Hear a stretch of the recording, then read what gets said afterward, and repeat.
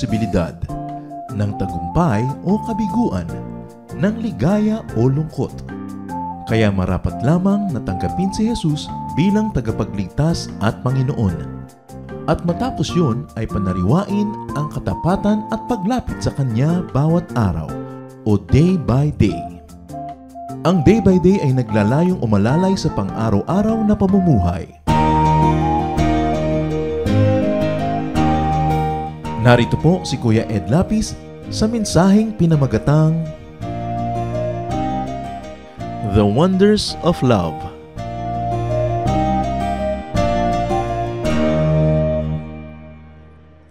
Love is one of the most wonderful things ever. Pinakauso, pinakanararamdaman ng marami, pero also sometimes the least understood of all.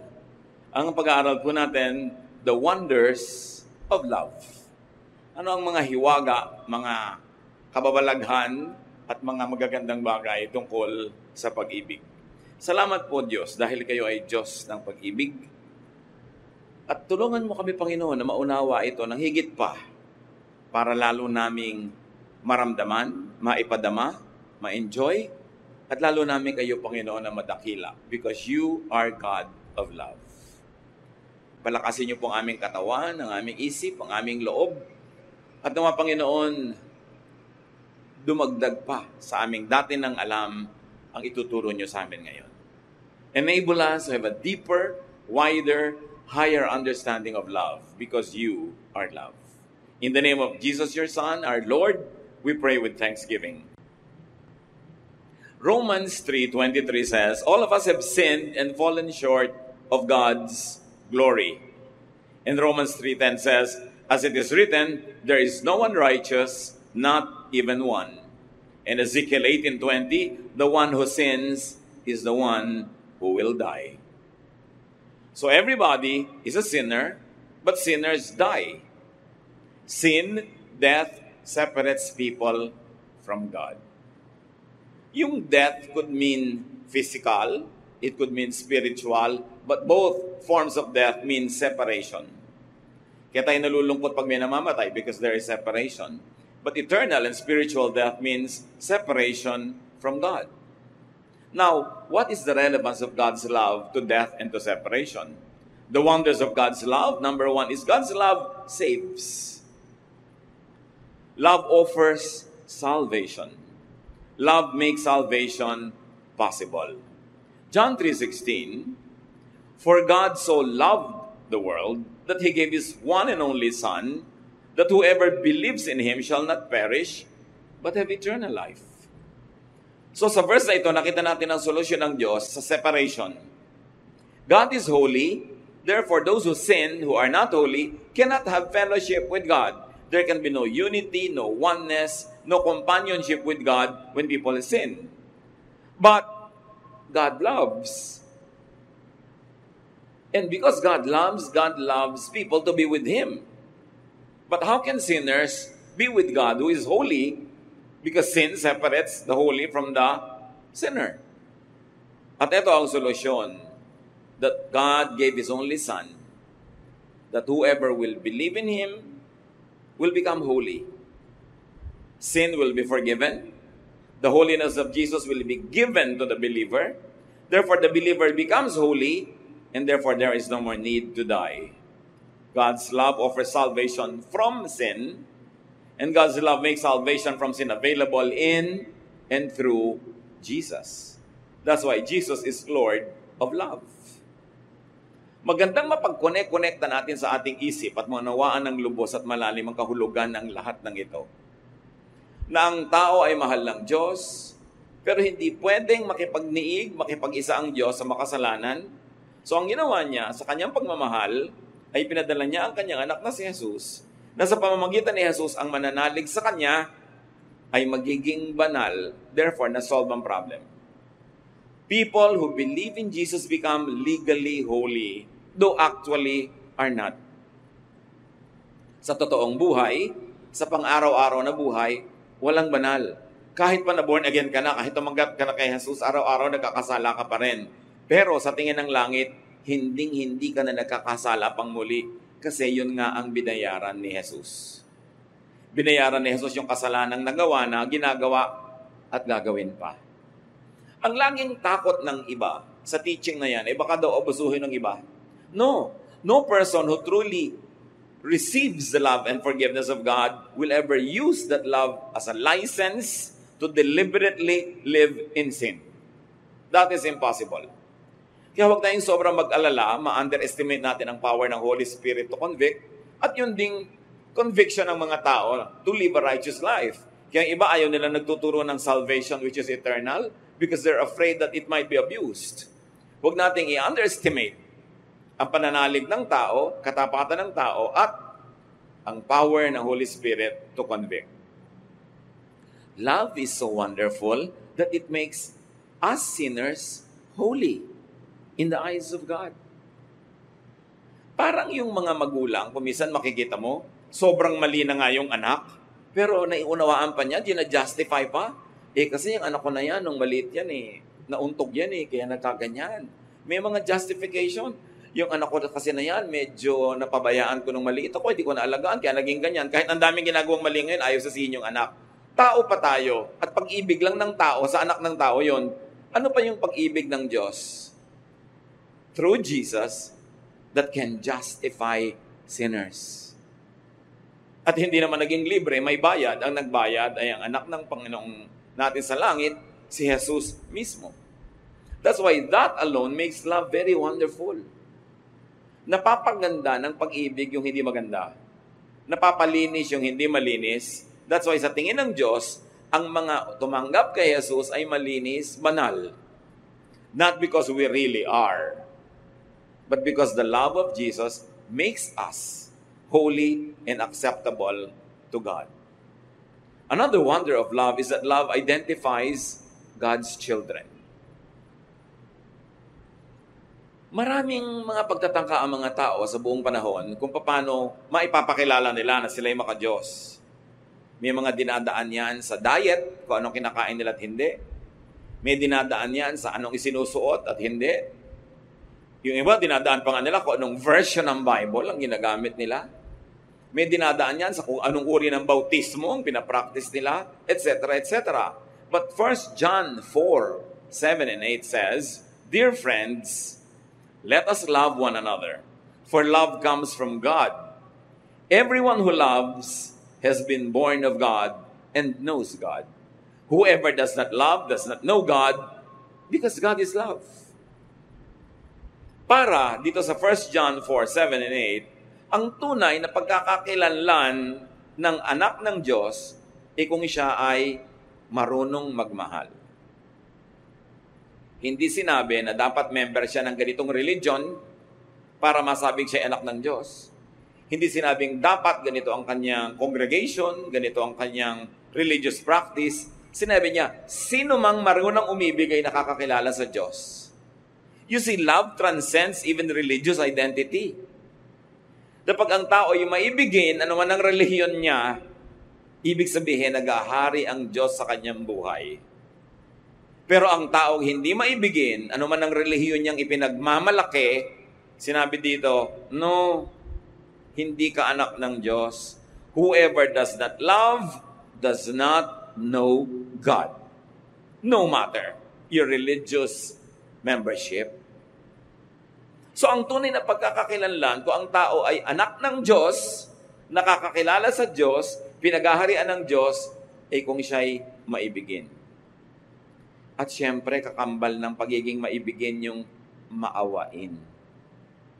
Pag di ka maawain, malupit ang puso mo. Natutuwa ka pag may nagdurusa, lalo ang nagdurusa sa tingin mo makasalanan. Sasabihin mo, dapat nga, buting sa kanya kasi makasalanan siya. Yan ang palo sa kanya ng Diyos. Yung may lihim kang tuwa, magduda ka kung anak ka ng Diyos. Hindi kailangan pagdudahan na relihiyoso ka. Surely religious ka, pero anak ka ba ng Diyos? Basahin muli natin ang 1 John 4:7 and 8. Kasi ito palang pamantayan na. Let us love one another. For love comes from God.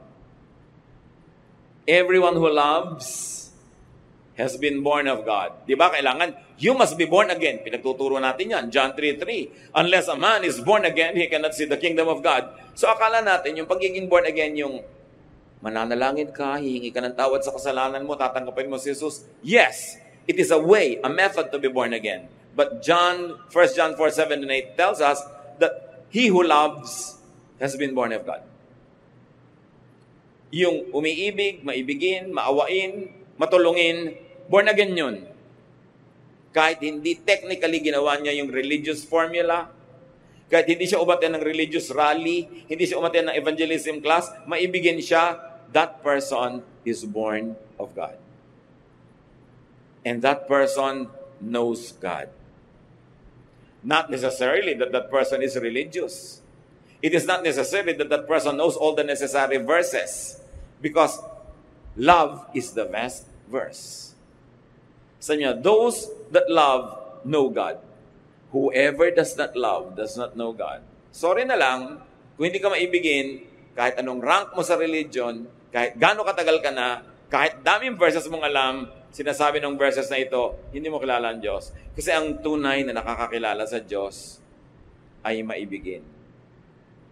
At ang tunay na maibigin ay kilala ng Diyos. Yun ang mas importante. Nakilala ka ng Diyos na anak ka niya. Sabi niya, why? Because God is love. Hindi sinabing God is religion. God is diet. God is baptism. Sabi, God is love.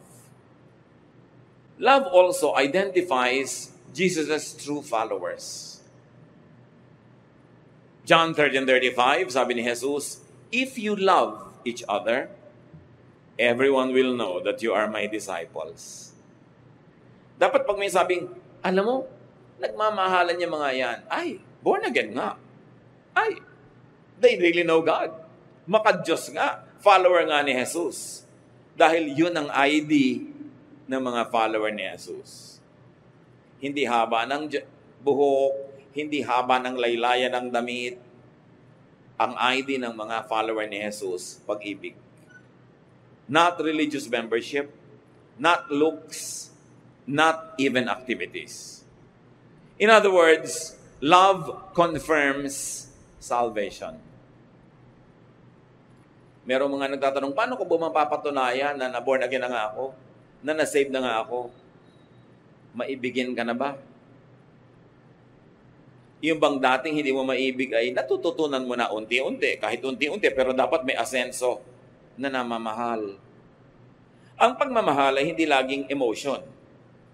When you are committed to somebody's well-being, hindi kailangan maging emotionally involved ka sa kanya. Ibig sabihin, mahal mo siya. Dahil gusto mo yung makakabuti para sa kanya. Love shows the extent of salvation. Love shows how much one is forgiven. Love shows how much one experiences the love of God. Mas nakadama ng pag-ibig ng Diyos, mas nakakapagpadama ng pag-ibig sa kapwa. Lack of love does not mean incomplete salvation.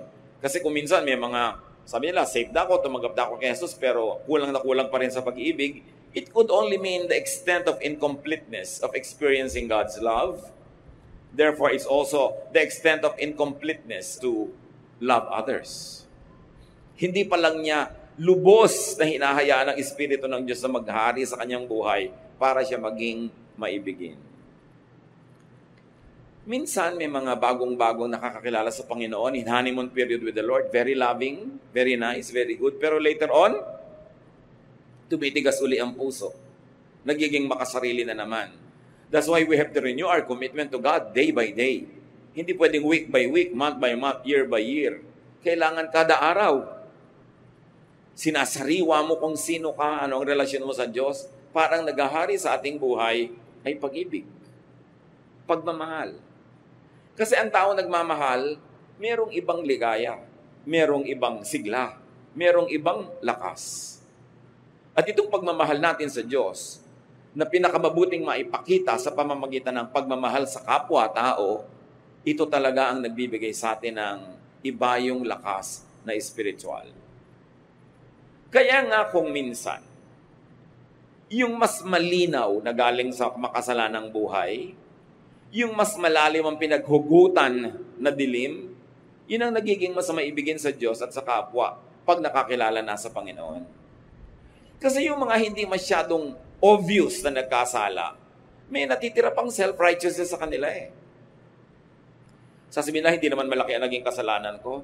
Hindi naman ako talagang katulad ng iba dyan, na ang laki-laki ng kasalanan.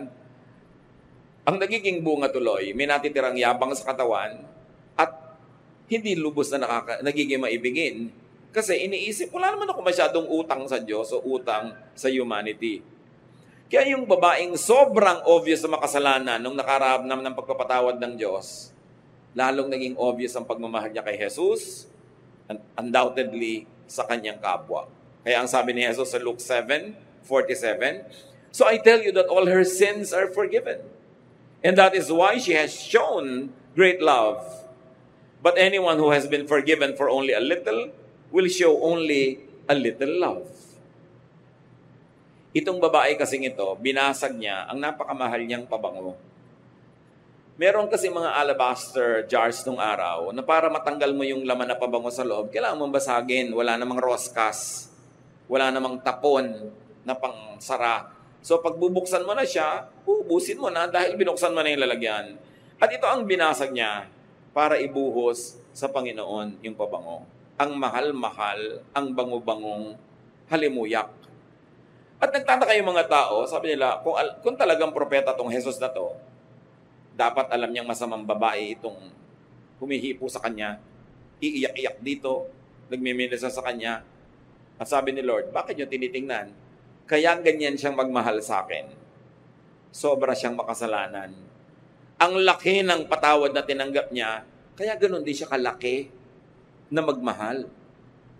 Kayo, inaakala nyo, hindi naman kayo masyadong makasalanan, kaya heto, dumating ako dito, hindi nyo ako binigyan ng tubig panghugas ang paa ko. Hindi nyo na ako binigyan kahit mumurahing pabango to anoint me.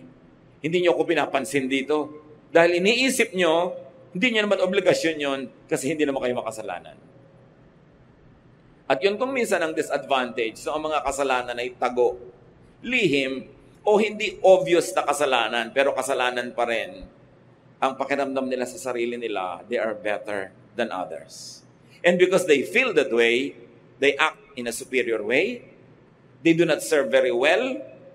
So they don't appreciate God's love as much as those who know that they have been forgiven in a big way.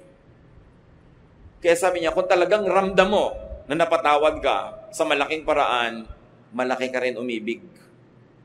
Malaki din ang pag-ibig mo. At nagbabasag ka ng mamahaling pabango para i-offer, hindi yung kung ano na lang pwede na. Pagka kasi iniisip ng tao, hindi siya masyadong makasalanan, ang pakiramdam niya, hindi rin niya masyadong kailangan ng pagpapatawad at hindi rin niya kailangan masyadong mag-make up at magbayad-bayad sa kanyang mga kasalanan. The amount of forgiveness is not determined by God's capacity or willingness to forgive because God loves to forgive completely. Kung ang natatanggap nating pagpapatawad ay hindi nalilimitahan ng kakayahan ng Diyos dahil kayang-kaya naman niya at gusto pa niya na magpatawad ng ganap, bakit merong hindi masyadong ganap ang natatanggap na kapatawaran o yung assurance ng kapatawaran o yung pag-ibig na kasama sa pagpapatawad ng Diyos? Kasi nalilimitahan ngayon ng kanyang pananalig sa sarili. The love we receive from God is not limited by God's capacity to give. It is limited by our capacity to receive. Konti ang natatanggap mo kasi maliit lang ang lalagyan na nakasahod. Pero kung malaki ang ilalagay mo doon na lalagyan, kayang-kaya pa rin punuin ng Diyos yun kasi kaya niyang punuin ang lahat. Gaano kaganap ang pagpapatawad ng Diyos sa ating kasalanan? Psalm 103 verse 12, "How far has the Lord taken our sins from us? Farther than the distance from east to west." At gaano kalayo ang silangan sa kanluran o yung dulo ng silangan sa dulo ng kanluran. Whatever that means to every generation, it only means one thing. Ang layo, layo, layo, layo noon. Hindi yun pwedeng magkadikit o magkalapit. At ganun daw kalayo, inilayo ng Diyos sa atin ang ating kasalanan nung tayo'y pinatawad. Kaya pandaraya ng kaaway, pagka ikaw ay tumanggap na sa Panginoon, nagsisi ka na, humingi ka na ng tawad, tapos inuusig ka pa rin ang budhi mo pagkatapos. Hindi mo natanggap ng buong buo yung benefit ng pagpapatawad. Although tinanggap mo yung buong pagpapatawad. Pero siguro may duda ka pa sa iyong isip, may nagbibigay sa'yo ng duda, kaya tuloy hindi mo na-enjoy yung full benefit of your membership in God's family, though you are already a full member because you have been forgiven. Kaya ang unang pandaraya ng kaaway sa atin ay tigasan ang ating puso, takpan ang ating mata, at tainga, ilayo tayong makarinig ng mensahe ng kaligtasan sa pamamagitan ni Jesus. At kung hindi napigil ng kaaway na mangyari yon, ang susunod niyang gagawin ay babawasan niya, pipigilan niya, na lubos nating maunawa anong ibig sabihin ng mapatawad. Babawasan niya ang ating peace of mind, dadagdagan niya ating guilt feelings, bibigyan tayo ng mga duda tungkol sa ating salvation, kasi kung hindi niya maaagaw yung salvation sa atin, aagawin niya yung joy of salvation. Why? Because the devil comes only to steal, kill, and destroy.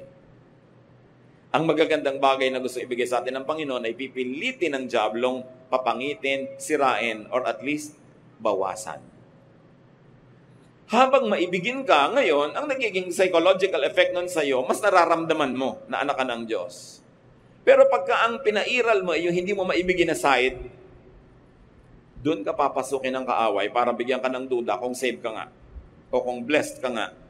Doon ka papasukan ng mga duda, doon ka papasukan ng mga fears, mga insecurities. Kaya sabi sa Bible, do not give the devil a foothold.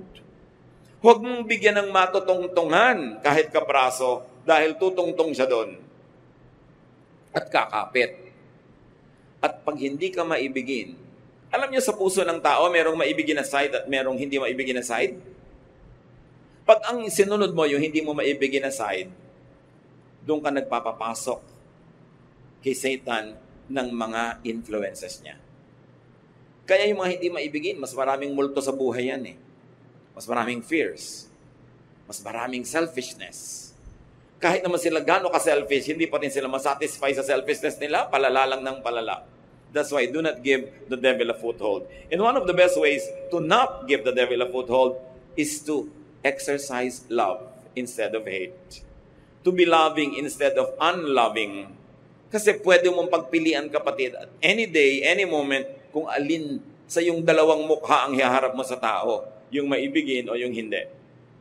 But when you show them your loving face, and when you extend to them your loving arm instead of your punishing arm and hands, when you give them your love instead of your hatred, when you give them your understanding and forgiveness instead of judgment, inuubusan mo ng space si Satan sa iyong puso.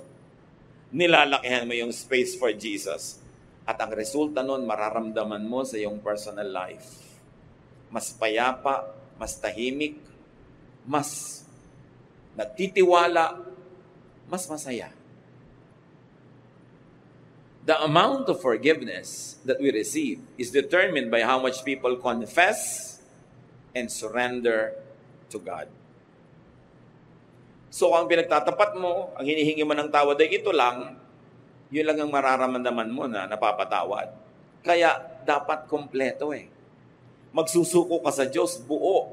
A one-half Christian is a one whole lie. It is a one whole nonsense. Kailangan buo. Kaya ang gusto ng Lord, laging buo. Sabi niya, huwag niyong asahan na kung nagdadalawang loob kayo, hati ang loob niyo. Para kayong isang dumilang na sinisiklot-siklot ng alon, kung saan kayo hipa ng hangin, doon kayo pupunta. Kung nagdadalawang loob kayo at hati kayo, huwag niyong asahan na mapagpapala kayo ng Diyos. Ang gusto niya, buo. Buuin. At sapagkat hindi tayo perfect, siguro hindi mo laging 100% maibibigay, pero kung 99, 95, 97, bibilangin na yun as buo. Kesa 2, 3, 30, 24. Sobrang daming kulang nun. Kaya magmamahal na lang tayo, sige na, magmahal ka na. Maglilingkod ka, yung best mo. You're going to give your best. Give your alabaster jar of perfume. Hindi yung kung ano-ano lang. Kasi dapat buo. At yung buo lang ang paglapit sa Diyos ang makakatanggap din ng buong pagpapala. Hindi kapra-kapraso, hindi punit-punit, hindi pilas-pilas, hindi kakaunti. Another wonder of love is that love erases sin. Nabubura ang kasalanan. 1 Peter 4:8. Above all, love each other deeply because love covers over a multitude of sins.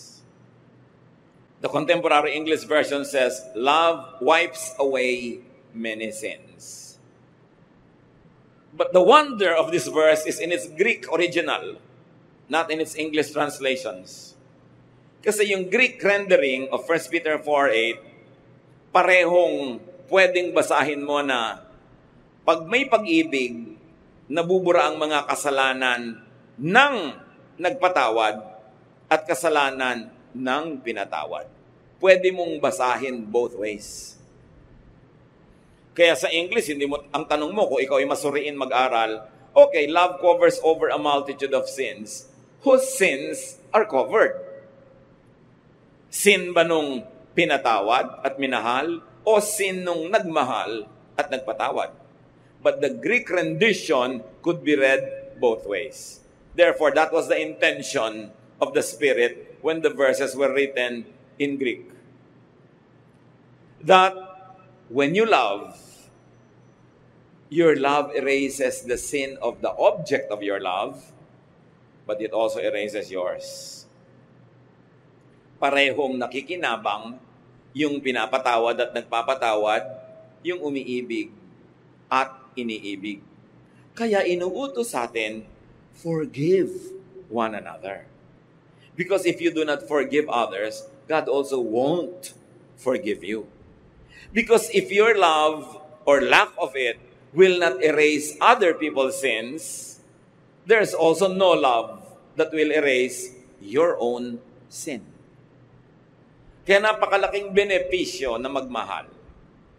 Huwag kang magkwenta. Huwag mo sabihing, nalugi ako sa pagmamahal sa'yo. Nalugi ako sa pagpapatawad sa'yo. Nalugi ako sa paggawa sa'yo ng mabuti. No, dahil sa iyong pag-ibig, siya at ikaw na umibig ay parehong nakikinabang.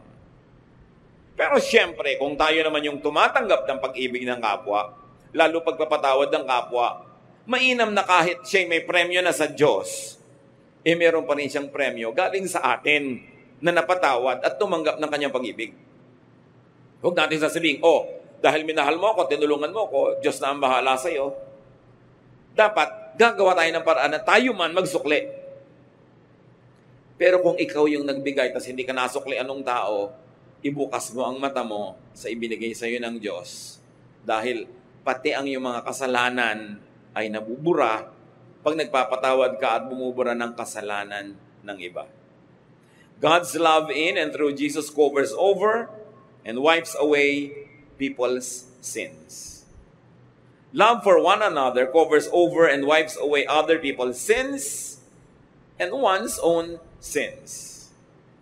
Ano ang napakalinaw na moral lesson niyan agad, mga kapatid? If you can't be sinless, love all the more. Kung hindi ka makapamuhay ng walang kasalanan, nagkakaroon ka pa rin ng mga kasalanan, anong ipambubura mo doon? Pag-ibig sa kapwa. Pagmamahal. Kaya mas marami kang hindi malampasan pang kasalanan, hindi mapagtagumpayan, mas sikapin mo maging maibigin, patawad sa kapwa. Kasi sa pagbubura mo ng kasalanan nila, dahil minamahal mo sila, pati ang sayo nabubura. Baligtarin niyo, mga kapatid. Kung di kayo marunong magpatawad, ano nangyayari sa mga kasalanan nyo? Di rin napapatawad. Pag hindi kayo marunong magbura ng utang ng iba, ang utang nyo rin hindi nabubura. Kaya sa Matthew chapter 6, ang linaw ng sinabi sa Lord's Prayer, forgive us as we forgive those who sin against us. Patawarin mo kami, gaya rin naman ng pagpapatawad namin sa nagkakasala sa amin. Kung nagpapatawad kami ng kalahati lang, Lord, di kalahati lang din ang kasalanan ko ang patawarin nyo. Kung di po ako nagpapatawad, di huwag niyo akong patawarin. Pero Lord, nagpapatawad po ako, kaya patawarin niyo na rin ang mga kasalanan ko. Yang pag-ibig, mas kailangan yan ng mga hindi makapagtagumpay sa mga kasalanan. Kasi kailangan may mambura ng ating mga kasalanan. And it is love for others that will do that. Matthew 22:37-39. Nung tinanong si Jesus kung anong pinakamahalaga sa lahat, sa mga utos, sabi niya, love the Lord your God with all your heart, soul, and mind. This is the first and most important commandment. The second most important commandment is like this one, and it is love others as much as you love yourself. Ang totoo, yung 10 commandments, pwedeng hatiin sa dalawa. Yung mga naunang commandments only means love God. Yung you shall not call upon the name of the Lord your God in vain, yung you shall have no other gods before me, etc., etc. It means love God. At yung mga do not steal, do not commit adultery, do not covet, do not kill, lahat yon love others. Kaya pag mahal mo ang Diyos at mahal mo rin ang iyong kapwa, technically, sinusunod mo yung buong commandment. So huwag kang mapako sa mga detalye ng mga commandments at mga religious laws. Ang mahalaga ito, maibigin ka. At pag maibigin ka, mapansin mo man o hindi, natutupad mo, nasusunod mo ang kautusan. Kasi ang kautusan, nakakalito sa mga detalye. Pero ang ibig sabihin lang, maging maibigin ka. Tulad ng, bakit ang mga babae sa Corinth ay inuutosang magbelo? Kasi ang lalalim ng mga damit nila, yung mga dibdib, yung mga likod, nakakaakit sa mga lalaki sa worship na nakatingin na sa batok nila. Tinititigan na yung mga buhok nilang umaakit sa batok nila patungo sa likod ng tenga nila. Nawala na sa pag-worship ang mata ng lalaki. Kaya maibigin ka, magbelo ka para di ka titigan at nang walang tukso. So, maibigin. Pag sinabing huwag kang kumain ito dahil may na-offend, kasi na-offend sila, huwag na lang sila ma-offend. O sige, hindi ko na lang kakainin, maibigin ka nun. Yung sinabing, you shall not covet what is not yours, pag-ibig sa kapwa, kanya yun bakit mo pag-iinteresan? You shall not steal. You shall not commit adultery. Because when you commit adultery, una, hindi mo minamahal ang asawa mo. Pangalawa, hindi mo minamahal yung kapartner mo in crime kasi nagkakasala rin siya. At kung siya may asawa rin, hindi mo minamahal yung asawa niya, inaagawan mo. Kung may mga anak siya, inaagawan mo ng tatay itong mga anak na ito, napunta na sa yung tatay nila. At kung may mga anak ka na malalayo ang loob o ma-offend o mapapabayaan dahil sa iyong pangangalo niya, hindi mo rin minamahal ang mga anak mo. So lahat ng mga utos actually tungkol sa pag-ibig. Ang problema, yung mga iba sobrang naging legalista at relihiyoso. Masunod lang yung mga detalye ng utos kahit hindi na sila maging maibigin. Nabaligtad. Pagka sinabing batuhin niyo ang mga babaeng nangangalo niya hanggang mamatay, anong pag-ibig doon? Because it is meant to be a deterrent. Para matakot ang mga tao, mga niya. Huwag silang mang-agaw ng asawa ng may asawa. Maging tapat sila sa kanilang mga asawa. Pero hindi rin naman nag-work. Wala ring takot yung mga tao. Nababato lang, namamatay lang. Nagkakasala lang tuloy yung mga bumabato dahil nagiging malupit sila. Pero tuloy pa rin naman ang pangangalo niya. Kaya ang sinabi ni Lord, okay, anong pinakamahalagang commandment? Huwag nyo nang isipin yung mga detalye kasi nalilito kayo Sometimes sa pagsunod nyo sa detail, doon kayo nagiging unloving. Kaya ibinalik ni Lord, ito ang commandment, love the Lord your God with all your heart and with all your soul, and love your neighbor as yourself. Huwag kayong magpalito sa interpretation yan. Pag hindi loving, hindi na yan ang law of God. Pag sa pagsunod sa religious regulation, hindi na kayo nagiging loving, nabe-break nyo na yung spirit of the law. Ang sinusunod nyo na lang, the letter of the law. Kaya sabi niya, para walang lituhan, ang lagi mo na lang itanong, is it loving? Pastor, pwede po ba akong umattend ng lamay ng lola ko? Kasi may padasal po sila. Hindi ba? Iba naman yung religion natin. Hindi tayo nagdadasal para sa patay. Loving ba na hindi ka umattend? Apo ka? Hahanapin ka ng mga magulang mo, ng mga tiya mo, ng mga pinsan mo. Loving ba na hindi ka umattend? Hindi po. Di umattend ka. Alam ka namang natanggal yung salvation mo dahil umattend ka niyan. Yung pong pinsan ko, na lumaki kami, kababata ko pa nung araw, tapos ganyan ikakasal. Kaya lang po, iba yung religion nila, kinukuha kong abay. Aabay po ba ako? Iba na ang aking church ngayon. Loving ba na huwag kang sumipot sa kasal ng pinsan mo? Hindi po. Kasi magdaramdam siya. Kasi gusto niya, nandun ako. Hindi umattend ka. Natanggal ba yung kaligtasan mo sa pagiging loving mo? Umattend ka doon. Yung iba kasi, sa pagiging technical ng religiosity nila, sa pagsunod nila sa mga letra ng mga bawal at hindi bawal, ang nagiging ending, hindi sila loving. Kaya, nilinaw ni Jesus, the most important commandment is to love. And if in the process of loving, you break the letter of the traditions and the laws, then do so, but be loving. Because it is the highest command of all. It is the most important command of all. The best, the highest, and the purest religion is love. Now, no matter how religious you are, how high your religious position or office is, if you are not loving, balewala ang lahat. At si Pablo mismo, sabi niya sa 1 Corinthians 13:13, "For now there are faith, hope, and love. But of these three, the greatest is love." Greater than faith? Can you imagine that? Greater than hope? And Paul says, the greatest is love. Unahin nyo ang umibig. Huwag niyong unahing maging relihiyoso. Kung ang pagiging relihiyoso, ang ending, di kayo maibigin. So learn and practice to love more. Mga kapatid, kahit gaano kahaba ng eternal life nyo, isa lang ang buhay nyo dito sa mundo. Isa lang. Minsan lang. Huwag niyong palampasin na hindi kayo nagmahal at hindi kayo minahal dahil hindi kayo kamahal-mahal. Tulungan nyo naman ang mga tao na mamahal kayo. Huwag niyong gawin ang sarili nyo na hateful.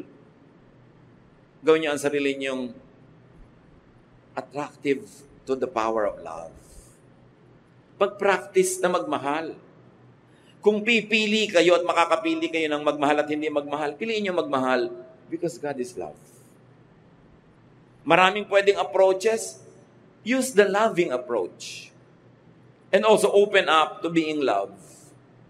Payagan niyo ang mga taong mahalin kayo. Kung minsan sa sobrang dala sa buhay, ayaw nang maniwala sa pag-ibig. Ayaw magmukhang nauuto, nabobola. So ayaw na lang tumanggap ng kahit anong uri ng affection. But remember, allow people to love you. May magiging fake siguro. Huwag nyo na lang masyadong payagan kung di kayo sure. Pero hayaan nyo mag-express sa mga tao ng pag-ibig sa inyo, ng pagmamahal. Alam nyo, may mga tao alukin mo, gusto mong kumain, hindi, ayoko. Yung ayaw agad, refuse agad, usually, pride lang yun eh. Ayaw magmukhang interesado, o ayaw magmukhang patay gutom, o kaya, basta ayaw magkaroon ng utang na loob. Ayaw magmukhang may need for others, kaya laging nagre-refuse. At yun ang sinasabi ko, open up yourself to love. Masusuri nyo naman kung ang nag-aalok sa inyo ay mahal palang sumingil later. Pwede nyong iwasan yon. Pero masusuri nyo rin yung talagang affection. Marami mga tatay, hindi nila ino-open yung sarili nila sa love and expressions of love ng kanilang sariling asawa o ng mga anak. Laging kala mo mga monumentong bato. Yung ayaw umiyak, ayaw mag-express ng love. Buti nga ngayon may mga tatay nang nagsasabi ng I love you sa anak. One generation ago, mamatay na lang at magkamatayan. Fathers will never say that. Marami pa nga ngayon, husband, hindi masabi sa wife, I love you eh. Yung ang asawa naman, parang halamang tuyot na tuyot, gusto-gustong madilig ng I love you. Love mo ba ako, daddy? Daddy, love mo ba ako? Eh, di ba pinakasalan nga kita? Ay, thank you very much. Salamat naman. Tatanawin kong utang na loob na pinakasalan mo ko, pero gano'n ba kahirap sabihin sa akin, I love you. So, open up yourself to loving, to being loved, and to being more loving to others. Kasi lahat nakikinabang. Make sure lang na hindi naman fake. Maraming pagmamahal lang manugang. Maraming biyanan, ayaw tumanggap ng pagmamahal lang manugang. Yung mailap, tanggi ng tanggi. Meron din naman ganong manugang. Bakit? Ang iksi-iksi ng buhay. Tanggapin natin ang lahat ng available na love na walang masamang kapalit. At ibigay din natin ang lahat ng available na love na wala naman masama na bayad kung ibigay natin sa kapwa. Hindi kahinaan na magpakita ng pusong maibigin. In fact, it is strength to show that you are loving. To say sorry when you feel sorry. Kuminsan kasi may nasasabi tayong masakit, agad-agad alam mo mali ka, right there and then sabihin mo, sorry. I'm really sorry. With every second, every minute, every hour na hindi mo sinasabi yung sorry, mas humihirap sabihin. Lalo kung isang linggo na ang lumipas, isang buwan, nagkakatigasan na.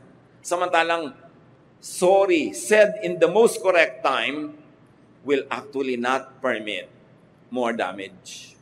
Yung agad pag sorry ka, kahit alam mong sorry ka, ba't di mo masabi? Bakit mahirap gumawa ng mabuti? Ba't ang dali-daling gumawa ng masama, manakit ng kapwa? Bakit? Doon natin makikita how much of God's love is at work in our hearts.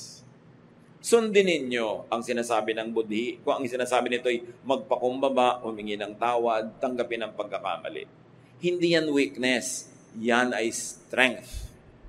Because only very strong people can say sorry. Weak people will pretend to be hard-hearted o kaya will make up another way but will never say sorry. But it really takes great courage and it takes great character to be able to do that. Open up to being loved and let people love each other. Huwag kayong mainis, mainggit pag may nagmamahalan. Mabuti nga, there are 2 less lonely people in the world.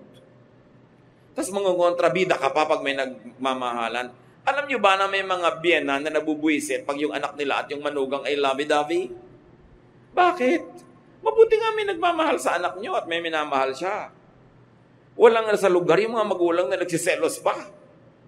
Of course, hindi romantic selos, pero parental selos. Pero wala yon sa lugar. Marami ring mga manugang nagsiselos sa biyanan. Inis na inis sa anak pagka nagpupunta yung anak doon sa nanay niya. Magkaiba naman kayo ng sitwasyon ng biyanan mo, so hindi kayo dapat magselosan. Hindi kayo magkatalo. Magkaiba kayo. You are in another level. Kaya kailangan mag-mature tayo. Payagan din natin ang mga tao magmahalan. Sabi nga nung isang tula, better by far you should forget and smile than that you should remember and be sad. Yun ang pagmamahal. Mabuti nang malimutan mo ako habang malayo ka. Kesa naman naaalala mo ko, malungkot ka. Limutin mo na ako na masaya ka. Love, ha? Pero iba, bakit ang saya-saya mo dyan? Nakita ko sa Facebook, ang laki-laki ng tawa mo. Anong gusto mo? Malungkot ako. Ikaliligaya mong malungkot ako dahil wala ako sa feeling mo. What kind of love is that? Allow people to be happy. And allow yourself to be happy. Pero siyempre may hangganan yung asawa mo at hindi mo asawa, magkaiba yun. Dapat hindi ka doon kumukuha ng ligaya sa hindi mo asawa. At huwag mo nang piliting paligayahin yung hindi mo naman asawa. Ang dami namang mapapaligaya, mga ulila dyan. Diba? Mga ibang mga kawawa. Pero ilagay sa lugar, mga kapatid. How much do you love your spouse? Ipagpalagay na 80 o 85%. Ganon din mo ba ina-express or less? Dapat pareho lang. Dapat nga mas mataas pa doon yung rating. Love. Be loved. At tulad ng sinabi ko mga kapatid kanina, help others love you. Bawasin yung mga pangit na ugali. Gawin nating mas masaya tayong kasama, mas mabuting kasama, para madali tayong ibigin. Kasi pag hindi tayo naiibig ng iba, pati sila nagsasuffer, pati sila nalulugi. So, be lovable and love because God is love. Ama namin sa langit. Dapat alam na namin ang mga bagay na ito, pero masarap na, ginugunita, inaalala, sinusuri ang mga sarili namin. Loving ba kami? Yung mga tao na right nila na tumanggap ng pag-ibig sa amin, tumatanggap pa sila, O Diyos? At yung mga taong duty nila na mahalin kami, pinapanindigan ba nila yung duty na yun? Nagkakagulo-gulo ang mundo dahil kung saan-saan kaming mali tumatayo. Turuan mo kami, Lord, na maging maibigin. Mahalin sa tamang paraan ang mga tamang taong dapat mahalin sa paraan na yun. At huwag kami magmahal sa maling paraan. Huwag kami padala sa mga romantic love na nakakasira ng pamilya ng may pamilya, na nangaagaw ng asawa ng may asawa. Turuan mo kami, Lord, to love with godly love. Yung pag-ibig na galing sa inyo, malinis, mabuti, mabait. At ganon din naman, turuan mo kami maging appreciative of other people's love and their expression of it. Huwag kami ma-conscious. Huwag kaming maging uncomfortable when people love us. Teach us, Father. Pagbulay-bulayan natin, sumandali ang kahulugan nito sa ating buhay. Minsan lang tayong mabuhay sa mundo. Kailangan natin ng pagmamahal at kailangan din natin magbigay nito. Lord, ngayon sa ilang saglit ng aming pananahimik, ipaalala niyo sa amin kung may pagkukulang kami sa mga taong dapat namin mahalin. Ipaalala niyo rin kung may pagkukulang kami in a way na hindi namin tinutulungan yung iba na maging kaibig-ibig kami. At ipaalala niyo rin, Panginoon, kung tumatanggi kami sa pag-ibig na dapat naman naming tanggapin. Let love rule our lives, and let our life and our faith be defined by love. Spend some time with our loving God and hear His voice.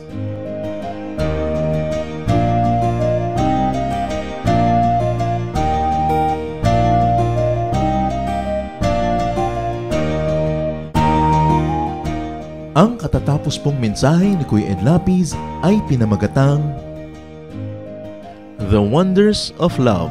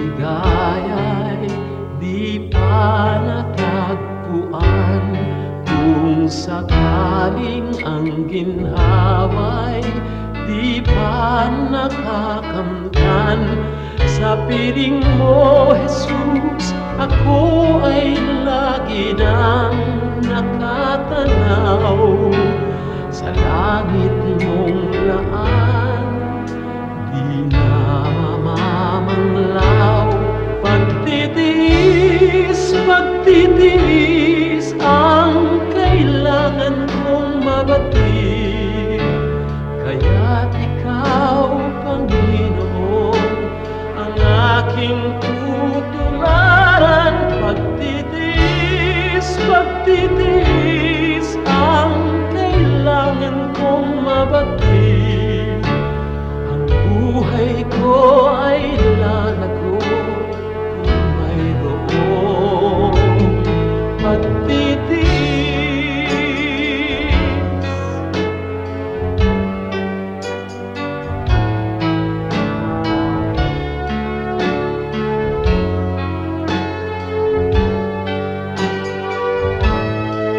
Kung sakaling ang ligaya'y di pa natagpuan, kung sakaling ang ginhawa'y di pa nakakamtan, sa piling mo, Jesus, ako ay lagi nang nakatanaw sa langit mong laan, di na mamamanglaw. Pagtitiis ang kailangan kong mabatid, kaya't ikaw, Panginoon, ang aking tutularan. Pagtitiis ang kailangan kong mabatid, Espiritu ay lalago kung mayroong pagtitiis.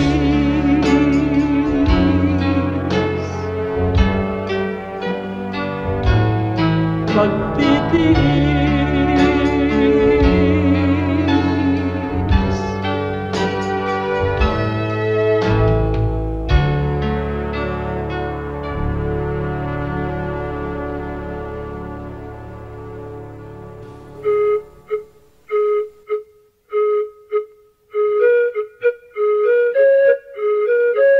Dumako po tayo sa mga hiyas ng bayan, mga bagay po na maaari nating kilalanin, pag-aralan, ipagmalaki bilang mga Pilipino, hindi naman para magyabang, kundi para magkaroon po tayo ng mahalagang pagtingin sa ating mga ninuno, sa ating nakaraan at sa ating sarili.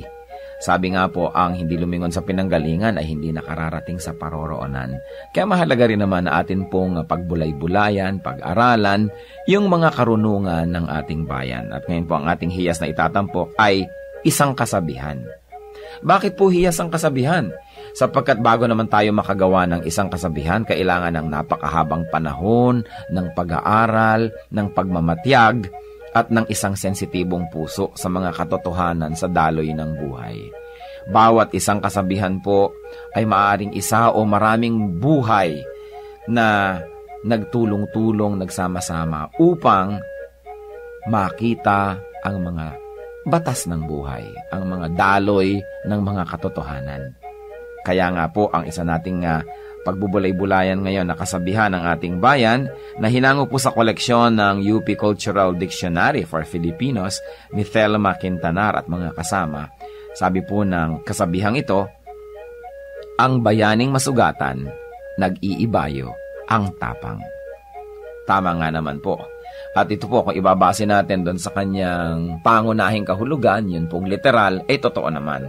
Sa mga larangan ng digmaan, yung mga bayani, habang nasusugatan, habang tinatamaan at nagdurugo o kaya po ay lumilipad ang mga punglo sa paligid, ay lalong tumatapang. Yun po yung mga bayani, siyempre may mga duwag na pag nasugatan, umaatras naman. Pero ang mga bayani, pag nasusugatan, nag-iibayo pa ang tapang. Subalit higit po dito sa pangunahing kahulugan nito na yung literal, meron pa pong malalim na kahulugan siyempre ang hiyas ng bayan na kasabihan na ito. Na ang taong talagang matining ang loob, ang taong talagang mahusay ang kalooban, ang tao na talagang magiting ang kanya pong pagkatao, habang siya po ay hinahamon ng mga nakapaligiran, habang siya po ay pinipilit na ikulong, ay lalo naman siyang nagpipilit na makalaya. Habang siya ay minamaliit, ay lalo naman niyang pinapatunayan ang kanyang kadakilaan. At habang siya po ay pinahihirapan sa kanya pong pagtatangkang makamit ang kanyang minimithi, ay lalo naman po siyang nagsusumigsa at lalo naman siyang nagsisikap na malampasan ang mga hadlang na ibinibigay sa kanya. Yan po ang tunay na kabayanihan. Hindi madaling matakot, hindi madaling umatras, hindi ningas kugon, hindi madaling panghinaan ng loob, at hindi madaling alisan ng damdaming marubdob upang maituloy ang mga dakilang adhikain. Yan po ang isang tunay na kabayanihan. Hindi madaling pigilin ng mga kalungkutan, hindi madaling pigilin ng mga balakid o hirap. At yan po ang isang tunay na kabayanihan. Yung pong tayo ay magkaroon ng isip na kapag naidalangin na natin at nadesisyon na natin gawin na isang bagay, hindi tayo madaling hadlangan. Habang nagkakaroon ng hadlang, lalong tumitibay ang ating determinasyon na ito'y malampasan. Habang tayo nasusugatan, lalo tayong tumatapang. Yan po ang isang magandang kaugalian ng ating bayan na dapat nating alalahanin. Hindi po yung ningas kugon na sabi ng mga banyaga tungkol sa atin, kundi yung kasabihang ito, ang bayaning masugatan, nag-iibayo ang tapang.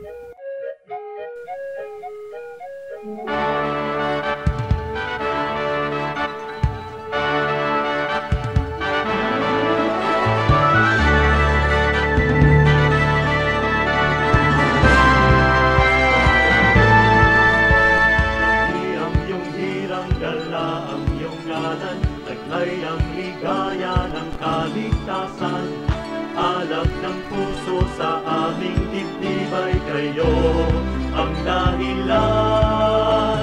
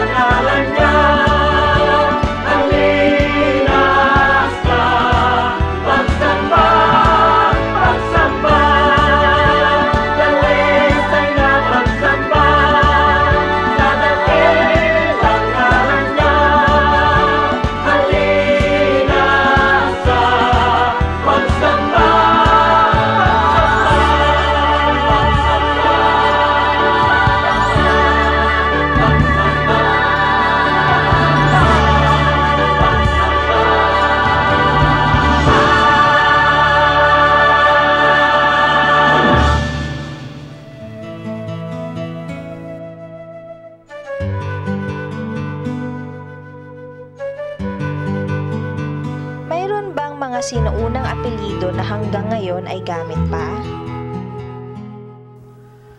Marami sa mga sinauna nating mga apelyido nagsusurvive, ha? Although na iba yung spelling, na iba yung pronunciation. Katulad niyang Lacan. Lacan means a royal person o kaya isang leader, isang kinitingala sa lipunan. Kaya ang mga apelyido, halimbawa Lacandula, mga malaki ang pwede mong pagbatayan na yan ay mga descendants ni Lacandula. No? Meron naman Lacanilaw, lalo si Lacanilaw noon sa Pampanga, Bulacan, ang mga descendants yan, yung mga naging Lacanilaw. No? Naiiba kasi yung spelling, hinihispanize nila, na puputol tuloy sila sa kanilang pinagmulan na lahi.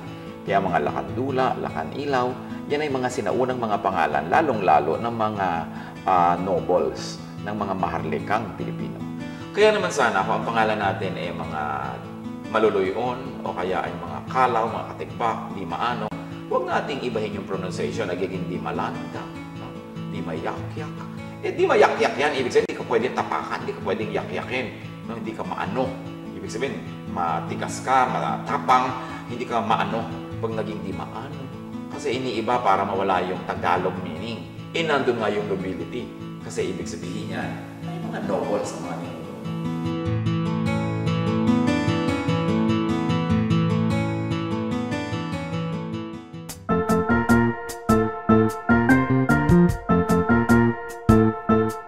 Oras na po para pansamantalang magpaalam ang programang Day by Day.